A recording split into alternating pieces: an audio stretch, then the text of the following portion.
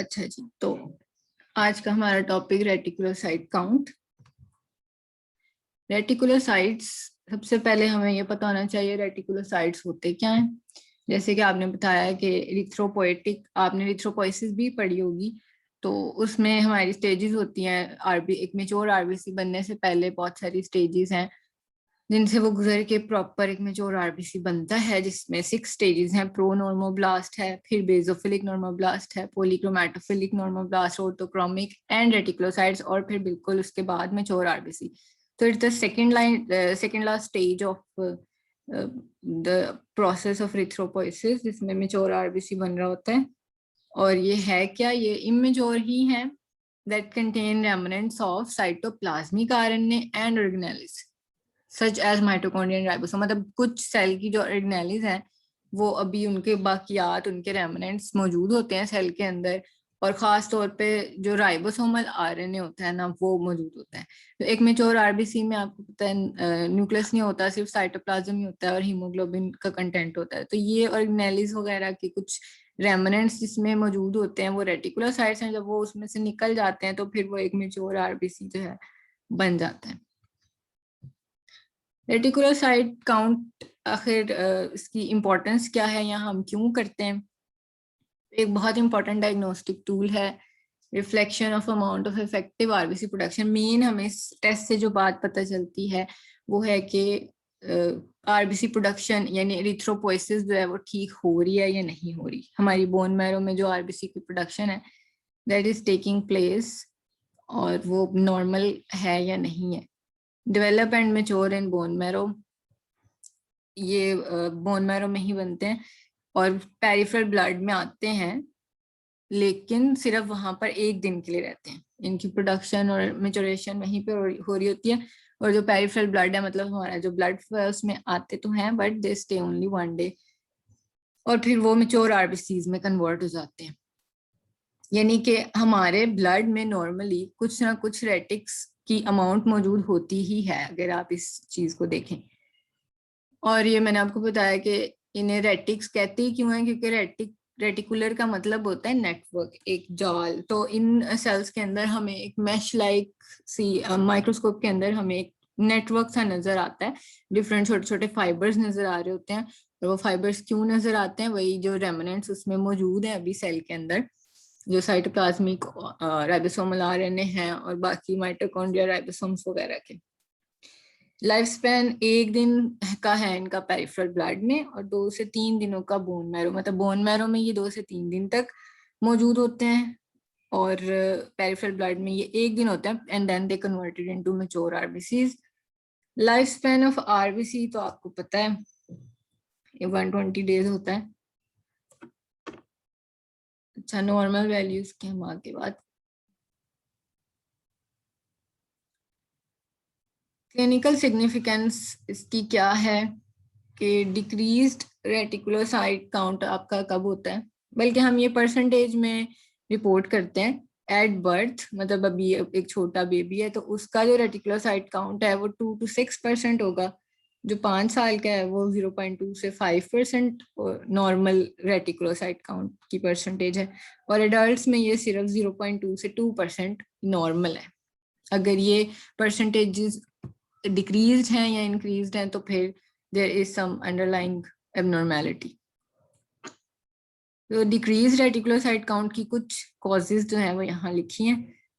उसमें एनीमियाज ही आते हैं, aplastic anaemia, radiation therapy, chemotherapy जब करवा रहे होते हैं कैंसर वगैरह में, उससे भी आपकी बोन मैरो पर इफेक्ट पड़ता है, और उसकी वजह से इरिथ्रोपोइटिक एक्टिविटी इफेक्ट होती है। डिफरेंट क्रॉनिक इन्फेक्शंस हैं, माइलोस्क्लेरोसिस एक कंडीशन ऐसी है, एरिथ्रोल्यूकीमिया यानी कि वही blood cancer.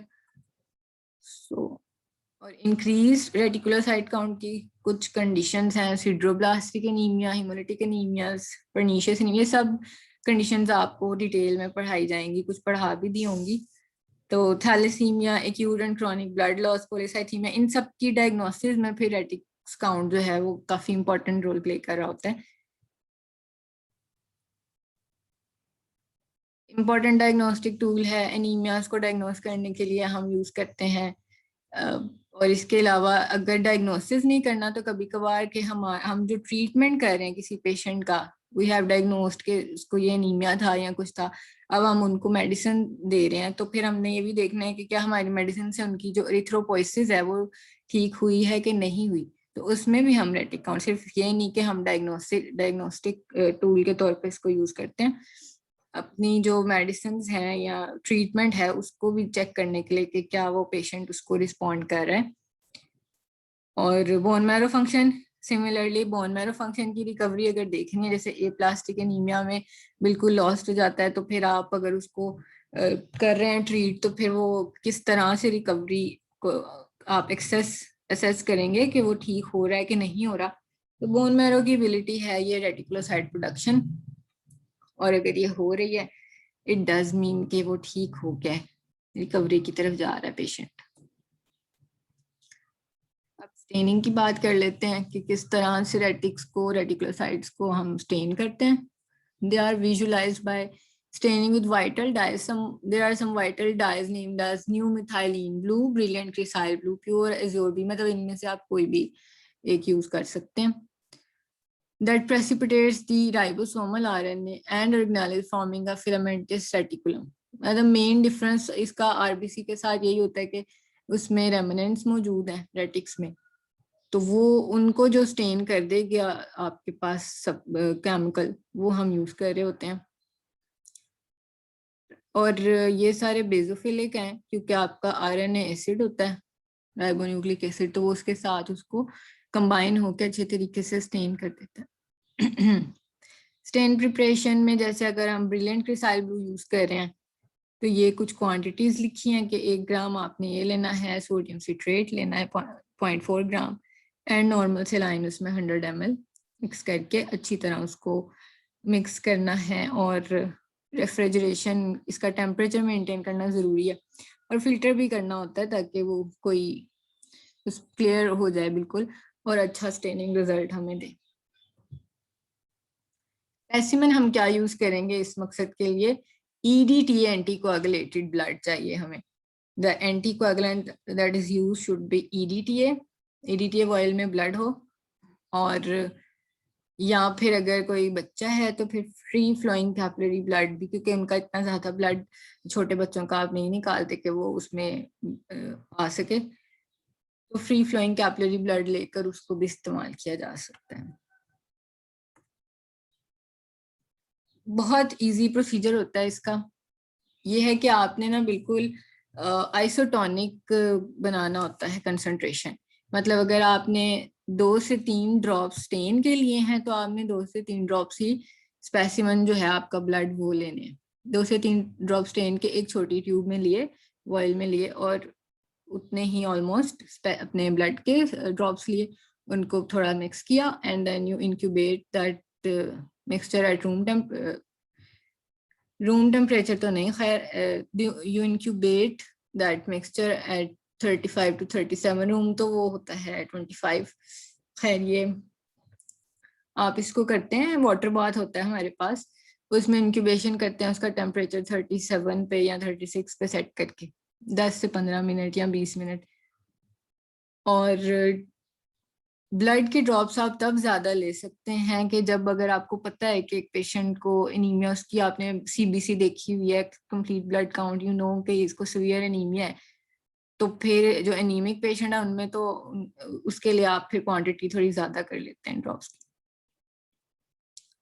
Mix gently to resuspend the red cells, उनको जेंटली मिक्स करें, and transfer a drop of stain blood to each of 2 slides using a pipette. 2 slides बना लें, एक बना लें, मतलब आपने उसको फिर जो मिक्सचर था इंक्यूबेशन हो गई, उसके बाद उसमें से एक ड्रॉप निकालना है और उस स्लाइड पर डालना है, और फिर जिस तरह स्लाइड बनाते हैं स्प्रेड करते हैं उसको, एक थिन फिल्म बना ली और उसको एयर ड्राई किया, और फिर आप उसको देख सकते हैं माइक्रोस्कोप। जब आप माइक्रोस्कोप में देखेंगे ये सारा प्रोसीजर करने के बाद, तो आपको रेटिक्स इस तरह से नजर आएंगे।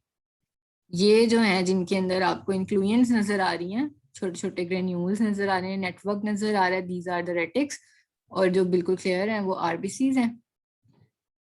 तो हमने काउंट क्या करने हैं, ये वाले जिनमें आपको ग्रेन्यूल्स नजर आ रहे हैं। पेल ग्रीन ब्लू सी इसकी लुक आती है, जिस तरह ये है तस्वीर में बिल्कुल ऐसे ही नजर आता है। प्रैक्टिकल्स जब होंगे तब आपको दिखाएंगे भी, काउंट भी करेंगे आप लोग। और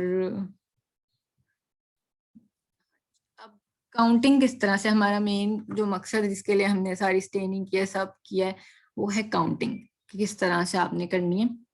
माइक्रोस्कोप में oil immersion lens mostly use करते हैं और आप इन रेटिक्स को काउंट कर रहे होते हैं, पर फील्ड आप काउंट करते हैं, लेकिन वैसे एक रफ आइडिया ये है कि कम से कम 1000 आरबीसीज के अंदर अंदर आपने, मतलब 1000 आरबीसीज के अंदर कितने रेटिक्स आपने देखे हैं, उतनी फील्ड्स आपने देखनी है। वो आपको आइडिया हो जाता है जब आप देख रहे होते हैं स्लाइड्स कि एक फील्ड में इतने आरबीसी थे, मैं 10 फील्ड्स देख लूँ या इतनी देखूं कि 1000 हो जाए, फिर उसमें आप रेटिक्स काउंट कर रहे होते हैं कि अच्छा एक फील्ड में मैंने इतने रेटिक्स देखे हैं। तो मोस्टली एटलीस्ट जो कम से कम आप 1000 आरबीसी काउंट करके जो रेटिक्स काउंट है और फिर उनको 100 से मल्टीप्लाई करेंगे, तो जिस तरह परसेंटेज आती है रेटिक्स परसेंटेज आ जाएगी। और पीछे हमने नॉर्मल वैल्यूज की बात की, तो वो आप फिर इंटरप्रेट करते हैं रिजल्ट्स कि वो नॉर्मल आई है या क्या। अच्छा, एक और चीज होती है दैट इज रेटिक्स इंडेक्स। ये अब आपने याद रखनी है, मतलब एक है रेटिक्स की परसेंटेज, रेटिक्स इंडेक्स, और एक एब्सोल्यूट रेटिकुलर साइट काउंट भी होता है। ये तीनों चीजें आपको पता हो कि कैसे निकलनी है। रेटिक्स इंडेक्स हम मोस्टली एनीमिया केसेस में निकाल रहे होते हैं, एंड क्योंकि वो बहुत ज्यादा सीवियर एनीमियाज में रेटिक काउंट बहुत ही कम आएगा या ज्यादा भी, मतलब कोई भी, वो डिपेंडिंग अपॉन द एनीमिया के कौन सा एनीमिया है। तो फिर हम उसके लिए इंडेक्स भी यूज कर लेते हैं। वो हम निकालते हैं ऑब्जर्व्ड रेटिक्स इनटू मेजर्ड एचबी, जो हीमोग्लोबिन उसकी सीबीसी में आपने देखी है पेशेंट की, और appropriate divided by appropriate normal haemoglobin. Normal haemoglobin कितनी होती है पता है किसी को?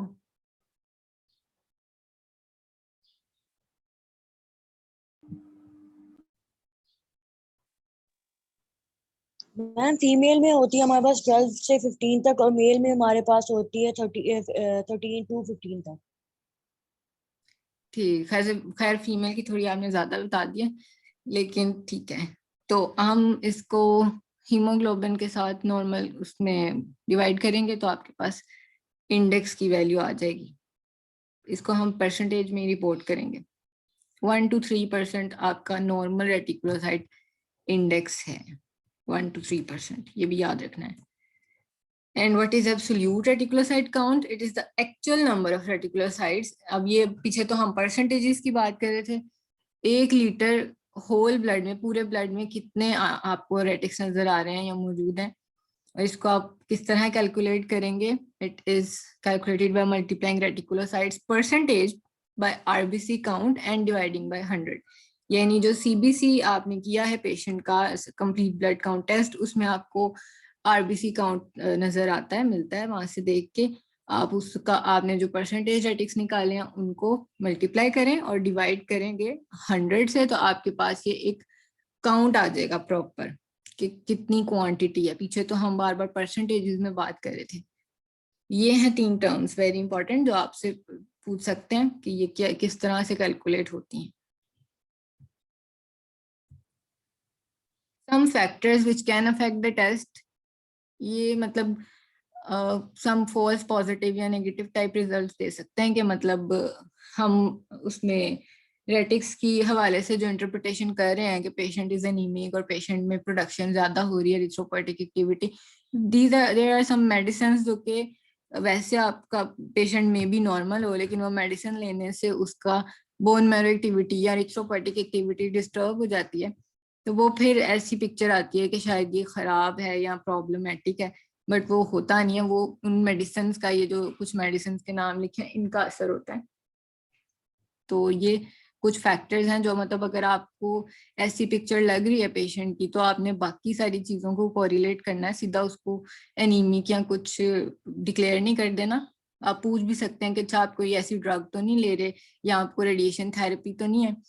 तो इस तरह से सिर्फ एक टेस्ट की बेस पर हम कभी भी डायग्नोसिस नहीं करते, बहुत सारी चीजों को कोरिलेट करते हैं, क्योंकि देयर आर मैनी फैक्टर्स जो कि उस टेस्ट के रिजल्ट को अफेक्ट कर सकते हैं।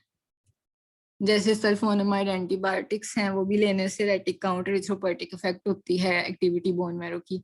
प्रेगनेंसी में भी ये इफेक्ट हुए होते हैं।